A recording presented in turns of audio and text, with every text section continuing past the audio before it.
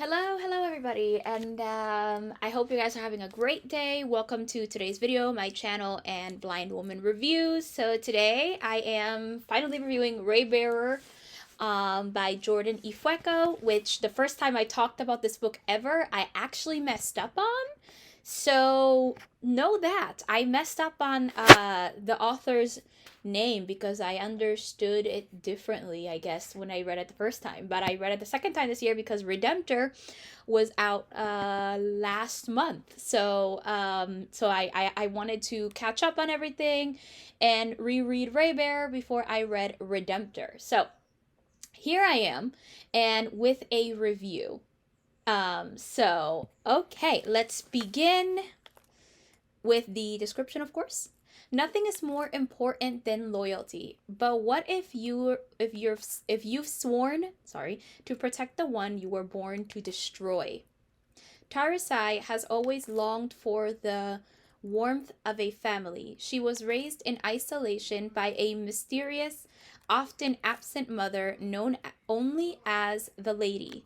The Lady sends her to the capital of the global empire of Aritsar to compete with other children to be chosen as one of the crown prince's council of 11. If she's picked, she'll be joined with the other council members through the ray, a bond deeper than blood. That closeness is irresistible. Oh, what? Oh, sorry. Sorry, I got a notification. Uh, is irresistible to Tarasai, who has always wanted to belong somewhere. But the lady has other ideas, including a magical wish that Tarasai is compelled to obey. Kill the crown prince once she gains his trust. Tarasai won't stand by and become someone's pawn. But is she strong enough to choose a different path for herself? You know, I always thought that book description slash synopsis are really meant to advertise your book, right? This book description did it all.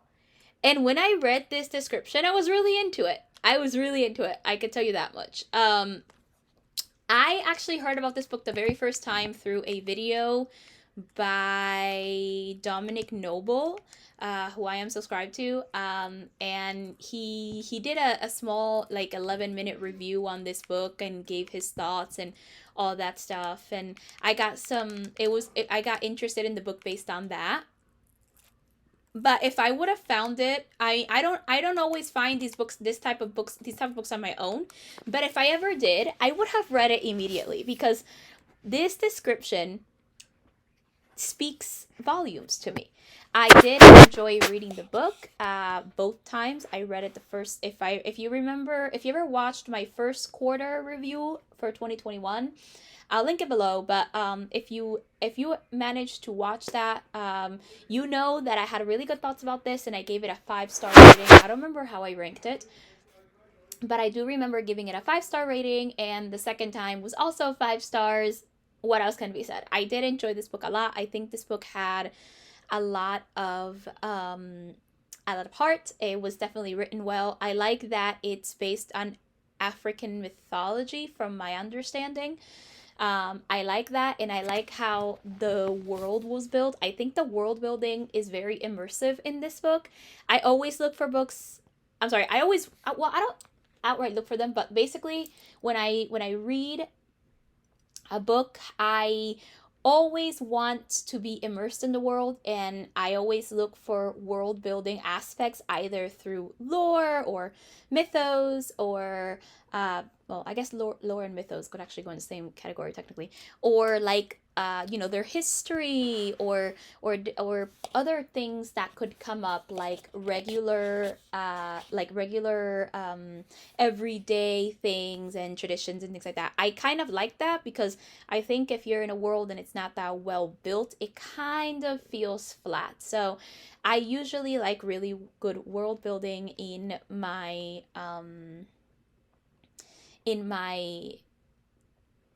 in the books I like reading.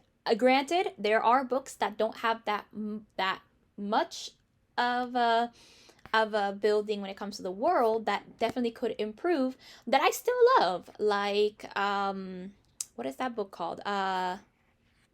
Frostblood. Yeah, Frostblood. I read like the Frostblood saga and all that stuff. So I can tell you that I have read books that way too, but I usually prefer worlds that are built better, that have more in all that. And I think this world was very immersive. The writing and pacing were good as well. I think it was good. I definitely liked the story, especially the way that the story was, that basically Tarsai had to go on that journey to try to figure out her purpose, basically. And it was interesting. I'm gonna go into some spoilers for the beginning of the story, but basically, yeah. So if you don't want to get spoilers for the beginning of the story, I am gonna go into the spoilers now. So this is your time to click off. If you're clicking off right now, all you need to know is I gave this book 5 stars, because what else can I give it except for 5 stars of perfection for me? Again, this is subjective, of course. So basically, the way that it all works out with Tarasai going to the Empire and killing the Crown Prince is that the lady, whose name we never found out, because apparently it looks like she was never really named based on the history that she had. It was very interesting.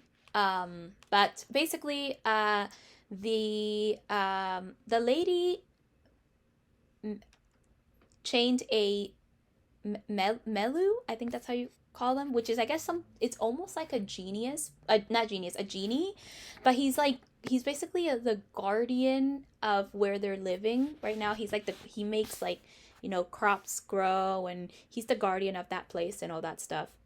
And she chains him, and he, well, enslaves him, and he can grant her 3 wishes. Of course, he has some limitations, and she first makes one wish where she has a house that is invisible to everybody, except those she allows in, and that's to keep her and her friends safe, and that also includes her daughter, of course.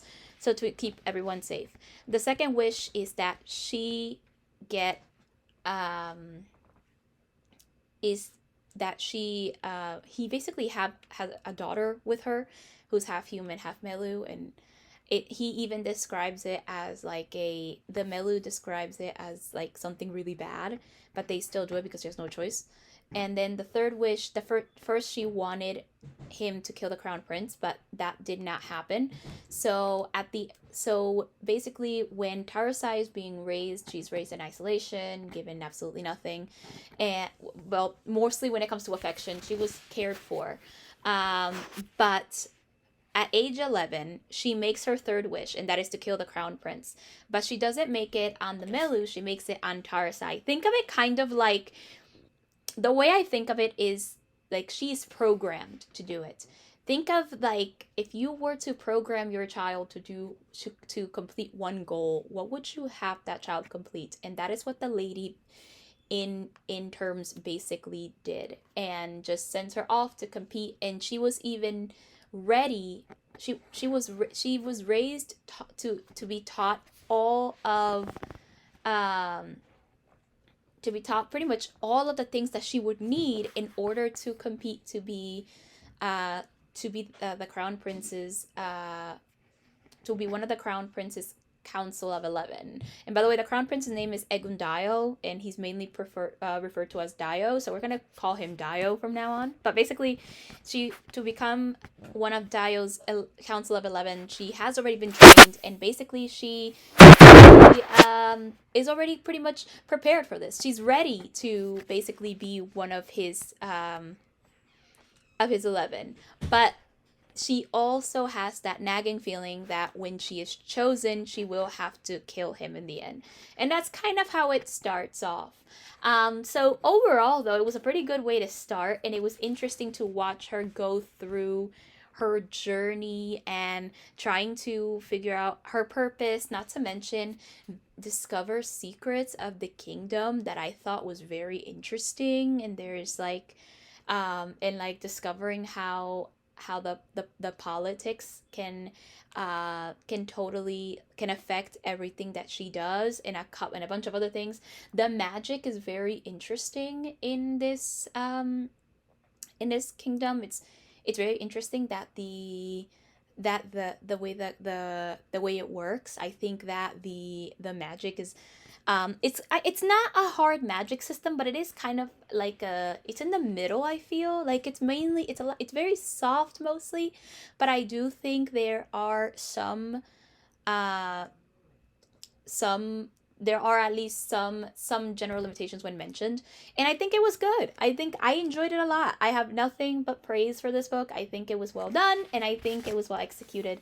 I think the story definitely had it, and I loved the ending. Now the ending definitely left me wanting to read more, which is why I of course picked up Redemptor right after, and I actually finished I finished my I finished that series in a week.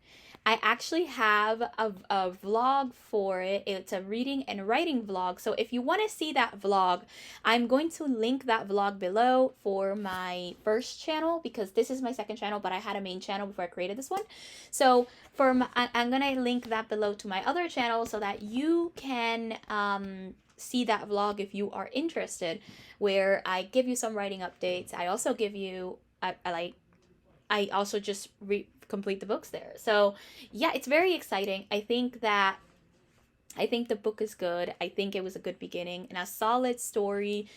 And it ended in a way that was not completely cliffhanger, but also but also basically suggested there's more to the story, even if it ended that way. So it's almost like an ending where it's open for more, but it's also closed a little in case there was no more books. Like it could have left it in a mystery instead of wrapping up the rest of the plot based on the way it ended. So I did enjoy that. I do enjoy that kind of ending. I think it's cool. I think it works, and I'm okay with that ending. So my next review will be Redemptor, and it should be coming this week as well. It will be, actually. No, I'm sure. I'm certain of it because I'm in a filming session and I will be filming it. So it will be coming then. So I'm pretty excited for that. I hope you guys are too, because Redemptor is the second book, and like, why not? I mean, it's a duology, but it's pretty good. I think you guys I would definitely recommend it. So if you guys are definitely interested, I would definitely pick up Raybearer and Redemptor, because I think it's good. So that is my review. Let me know your thoughts on by the way, I'm hoping you guys are not hearing that music, because I don't want to get copyright claimed. So yeah, I really hope you guys don't hear it. But basically, yeah, it's a good book. Let me know your thoughts in the comments section, as well as any requests you may have.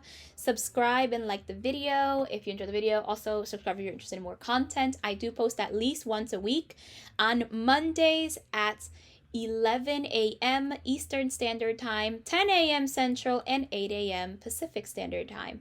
So, yeah, definitely come in. I do make my reviews constant, and I do some reactions. So if you want to see my previous video before this, I will, yeah, just know that there was a video previous to this one, but it's fun to create. So yeah.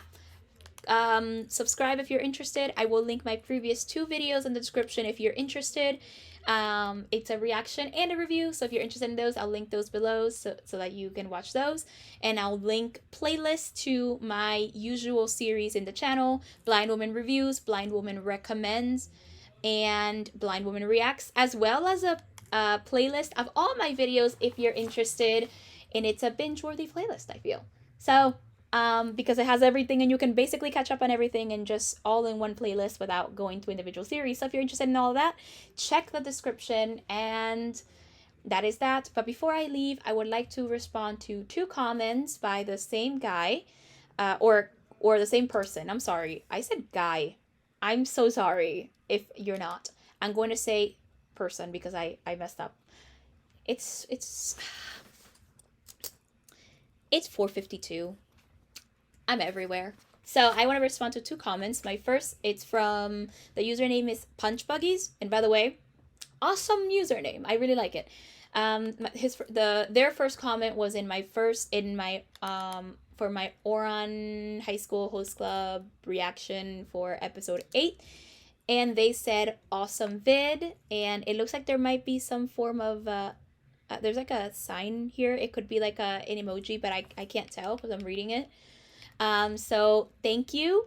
I am glad you liked the reaction. I love Oran High School Host Club, so I really want to continue it soon. I do need to record some reactions for this, so yeah, I'm hoping I'm glad you like it. And my their second comment was for my review on Sky, which is, ooh, I've never heard of this book. Seems like an awesome one. Might need to buy my own copy. So, first, I'm glad it seems like you might like the book. I will say that these are novelizations. Like, if you're going to get a copy of Sky, definitely read Moon first. And I want to mention that this is a novelization. These are novelizations for seasons 1 and 2 of The Dragon Prince, if you have not watched the series. So yeah, so just know that. I mean, I don't think you outright need to watch the series because you're going to get the same experience, because it's the same events that happen in the series happen in the book, in the books. Although I will say that in the second, in Sky, I was a little out of sorts because some of the things that happened seemed to have happened in season 3, but it was weird, whatever. But yeah, so there is a so that's the case. A lot of what happened in these books happened in the series. What the books do is sometimes expand a little bit on the lore. But yeah, so definitely read Moon first and then Sky, because Sky is the second book in the in that series. So yeah. And with that, everybody, I am going to go now, and I will see you in my next video. Bye!